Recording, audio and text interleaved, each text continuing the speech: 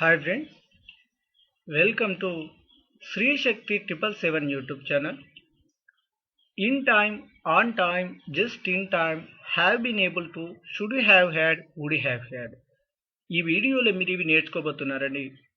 ఇలాంటి మరిన్ని వీడియోస్ మీకు కావాలి అనుకుంటే తప్పకుండా ఈ ఛానల్ని సబ్స్క్రైబ్ చేసుకోండి. ఈ వీడియో మీకు నచ్చినట్లయితే తప్పకుండా లైక్ చేయండి, కామెంట్ రూపంలో తెలియజేయండి. Have been able to plus verb 1. Have been able to plus verb 1 అన్నట్లయితే ఇంకా చేయగలుగుతున్నాను అంటే ఏదైనా ఒక పనిని గతంలో మొదలుపెట్టి అదే శక్తివంతంగా అదే క్రమంగా ఇప్పటికీ కూడా చేయగలుగుతున్నాను అని తెలియజేయడానికి have been able to plus verb అని చెప్పడం జరుగుతుంది. I have been able to do it. నేను ఇది ఇంకా చేయగలుగుతున్నాను. They have been able to dance. వారు ఇంకా డ్యాన్స్ చేయగలుగుతున్నారు. She has been able to work. ఆమె ఇంకా పని చేయగలుగుతుంది.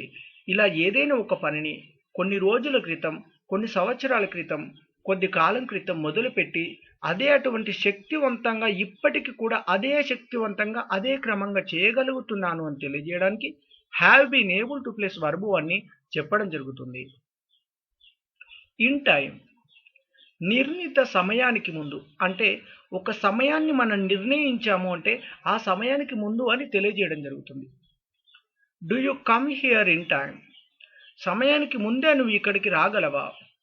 I can reach the station in time. సమయానికి ముందే నేను స్టేషన్కి చేరుకోగలను. You should go there in time. నువ్వు సమయానికి ముందే అక్కడికి వెళ్ళాలి. ఇలా నిర్ణయించినటువంటి సమయానికి ముందే అని తెలియజేయడానికి ఇన్ టైం అని చెప్పడం జరుగుతుంది. ఆన్ టైం, సమయానికి. I should go there on time. నేను అక్కడికి సమయానికి వెళ్ళాలి. Please come on time. దయచేసి సమయానికి రండి. You would reach there on time. నువ్వు సమయానికి అక్కడ చేరుకుంటావు. ఇలా ఏదైనా ఒక పనిని సమయానికని తెలియజేయడానికి ఆన్ టైం అని చెప్పడం జరుగుతుంది. జస్ట్ ఇన్ టైం, సరైన సమయానికి. I should go there just in time. నేను సరైన సమయానికి అక్కడికి వెళ్ళాలి. Please come just in time. దయచేసి సరైన సమయానికి రండి. You would reach there just in time. నువ్వు సరైన సమయానికి అక్కడ చేరుకుంటావు.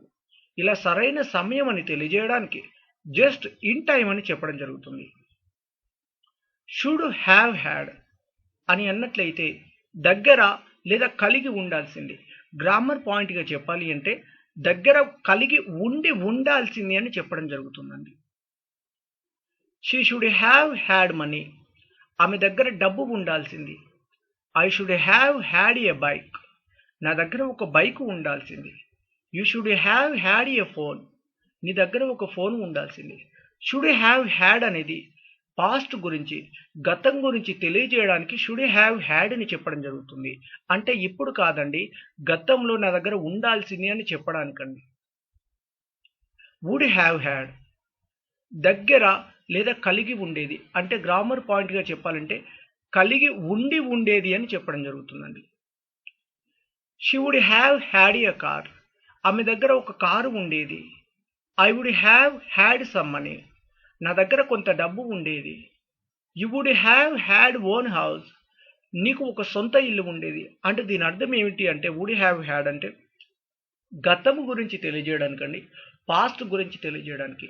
అంటే ఈ లాస్ట్ సెంటెన్స్ రూల్ వైజ్గా చూసుకున్నట్లయితే ఇప్పుడు మీరు ఒక వ్యక్తిని అంటున్నారండి, మీరు చాలా బాగా కష్టపడి ఉన్నట్లయితే ఈరోజు మీ దగ్గర చాలా డబ్బు ఉండేది అని అన్నారు. కానీ నిజానికి అతడు కష్టపడలేదు, తన దగ్గర డబ్బు లేదు. అంటే ఒక డ్రీమ్గా మిగిలిపోయింది.